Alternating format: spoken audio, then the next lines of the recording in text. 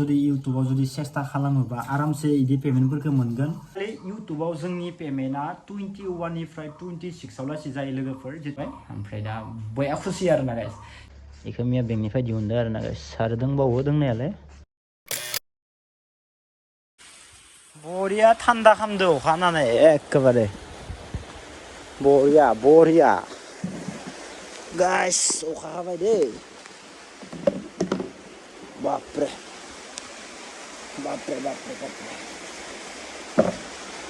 गस्ला लंपेन्ट लामना होदोंमोन आं नै सुनायखौ बरिया खामदो बोथोरा खिन्थु अखा हानानै केमेरायावसो नांला जोब्बाय नामा फुरला जाबाय नामा भिडिअ खालामथ'वाखै दे गाइस आं खाननैयानो जाबाय भिडिअ खालामिया इथिं थांलाय फैलाय थाबाय थानानै बारा भिडिअ खालामनाय जायाखै बेयाव थाथ'थोंसै दायो माबासिगोन आं अके गाइस पुरा मजा बोथोरा हेवी अब आएगा मजा भाई वाव गाइस बरिया नांदो खिन्थु दिनै अखा हानानै बरिया जादो स' गाइस तारमाने पुरा फ्रेश थान्दा आरोना गाइस आं उरुनासो दंबाय थायोमोन ओमफ्राय अखा हाना होबाय अखा हानानै सारि मोनबाय बरिया आरोना गाइस बोथोरा दिनै पुरा हेभि खामदो ओमफ्राय गाइस आङो माने साननैयानो जाबाय खिन्थु ब्लग भिडिअ खालामथ'वाखै आरो होनायबो जाथ'वाखै माने एसे बेस्थ' जाना दं लोगोफोर न'आवथ' ओरैनो थाबा आं नर्मेलाव ब्लग लाबोखायो खिन्थु दा एसे बेस्थ' जाना दङ आरोना गाइस माने बाहाय मोननैसो खामानि माबा मावबाय थादो आरो बेफोरखौलाय बेसेबां ब्लग खालामबाय थानो नोंथांमोनाबो नायना एसे बरिं नांगोन ना बेनिखायनो थारमाने बारा ब्लग लाथ'वाखै आं गाइस नर्मेल ब्लग लाबाय थादो दा नै अखा हानायखायसो लाबाय आं इखो दिनै बाइक गंसेखौ आं सालायनाय जायाखै सोरबा सानदों खोमा आंखौ माने सेल खालामबाय आदा नुकुला बाइकखौ बेनिखायनो देखाया बिदि होननानै गोबां मानसिया सानदों खोमा सोंदोबो आदा नोंनि बाइक गंसेया मा जाखो होनना सोंदो खिन्थु गाइस आं ओरैनो खोबना दोनबाय थादो माने बेखौ इउज खालामथ'वाखै बाइक गंसे मोनसेखौनो सालायबाय थादो आङो बेखौ बाहाय रानिं खालामनानै सार्भिसिं खालामनो होनना सालायबाय थादो आरो खिन्थु ओमफ्राय दा नैबे मोनसेखौ माने सालायनाय जायाखै आरो बिदिनो दोनबाय थादों आं न'आव दा सालायगोन इखौबो सालायनायालाय खिन्थु न'आव रावबो गैखायाना जोंहा फादारमोना आरो न'आव बाइक सालायनो एसे सालायनोबो हायाना दा आं हारसिं आरो बेसेबां सालायनो होननानै दोनदो आरोना गाइस खिन्थु आंनिया बाइकआ नैबेबो मजा दे खिन्थु दाबो एख' प्रब्लेम गैया खिन्थु बरिया मजा खिन्थु गारिया हाइ फाइ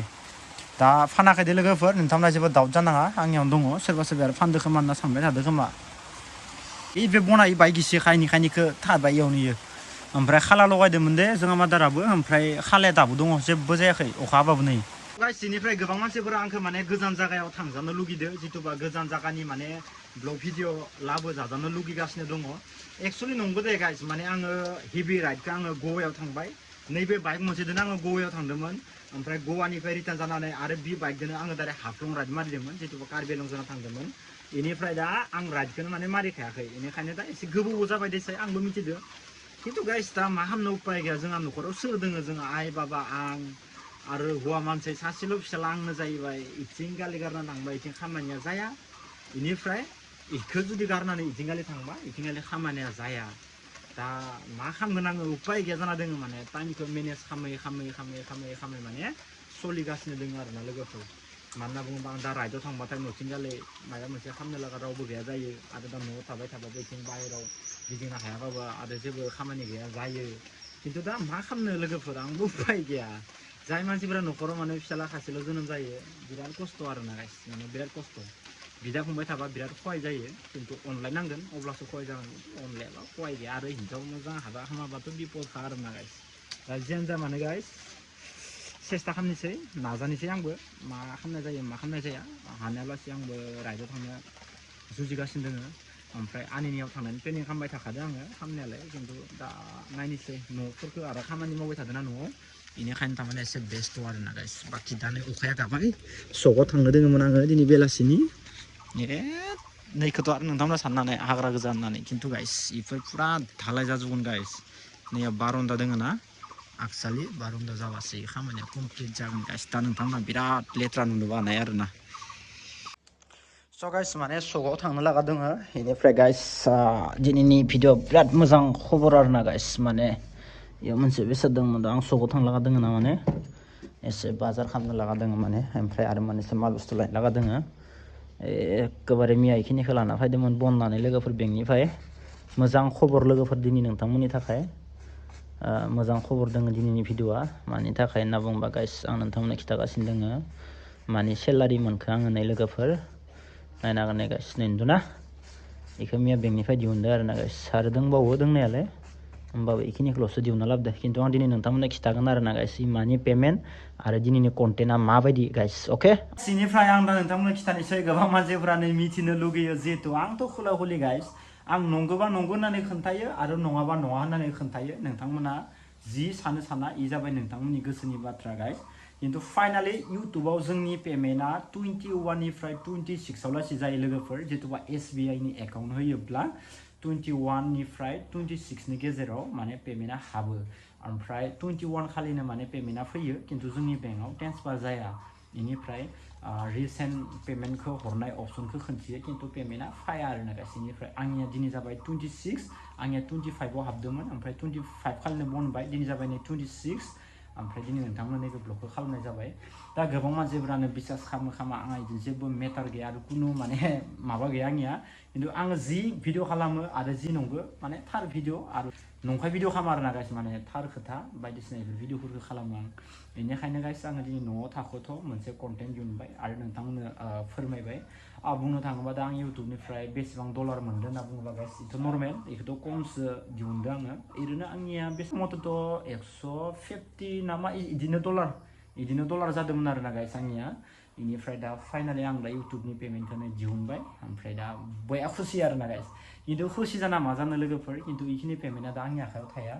मानो होनना बुङोबा आं न'नि खामानि मावदो आंथिं अन्थाइ बाला बायदिसिनानि खामानि मावगासिनो दङ दा बेफोर फैसाफोरखौ आं दा हैजोबनो लागा दोङो मानो होनना बुङोबा आं मोननैसो माल बुस्थुफोरखौ आरो बाकिफोरावबो लाना फैयो नालाय ओमफ्राय दा आं बेफोरखौ हैनोसै बेनिफ्राय बाकि दा सिरमेट आरो गोबां नांगौ आं बेफोरखौ बुथुमनानै दोनजोबखानोसै जाहाथे मिस्ट्रिफ्रा फैबानो खामानिखौ मावखानाय आरोना गाइस बेनिखायनो आं दा लासै बुथुमबाय थादो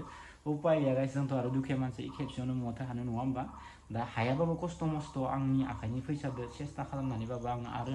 न' मोनसे फिसा मोनसे लुनो नागिरदों आं गाइस न' मोनसे फिसा लुगोन आरोना गाइस खथा मोनसे फिसा खस्थ' मस्थ'बाबो सेस्था खालामबाय थादों आं गाइस बास नोंथांमोना सापर्ट होबाय थाबानो जाबाय आरो नेक्स्ट भिडिअ थाबानो लोगो मोनगोन दा खानैसोथ' बिदिनो भिडिअआ थाबथा फैबाय थागोन गाइस खिन्थु ओमफ्राय सेस्था खालामगोन दे मोजां भिडिअ लाबोबावनो गोजान जायगायाव बेरायबासो दाथ' आरो नर्मेल मा बुंनो गाइस नङा होमबा गरम आरोना गाइस नायनो हागोन नोंथांमोना पुरा गोलोमजोब्बाय दा जियानो जा माने गाइस नोंथांमोनाबो जुदि इउटुबाव जुदि सेस्था खालामोबा आरामसे बिदि पेमेन्टफोरखौ मोनगोन आंथ' खुला खुलि बाथ्रा बुंखायो गाइस बेफोर खुला खुलिखा गाइस आंनिया टेनसन गैया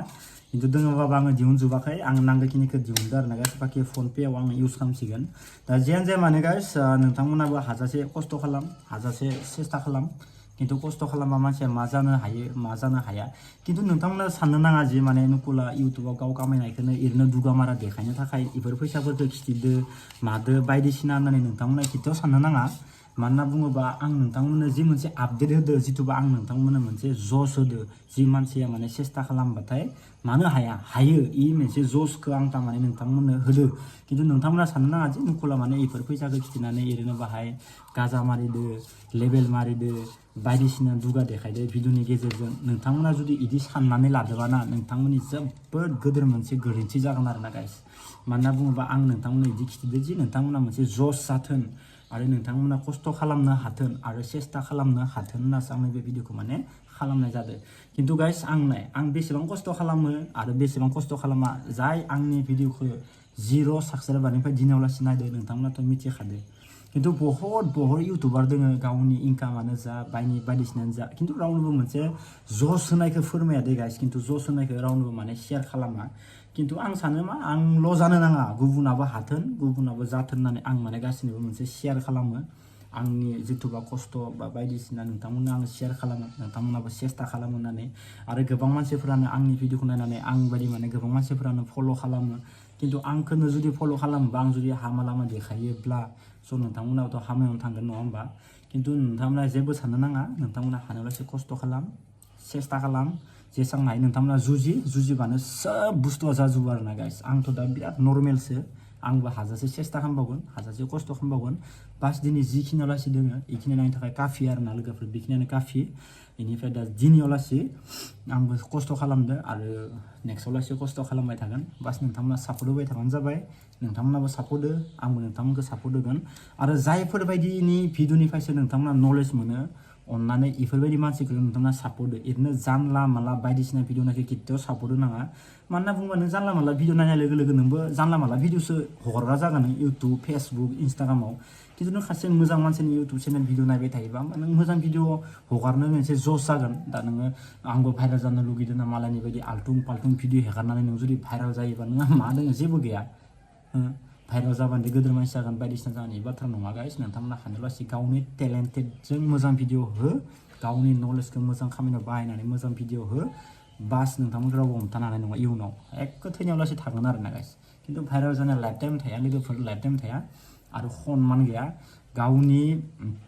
फेस गावनि महरखौ मालाबाबो सनमान गैयै खालामनो नाङा लोगोफोर मोजां लामायाव लां अब्लानो नोंथांमोना साक्सेसफुल जागोन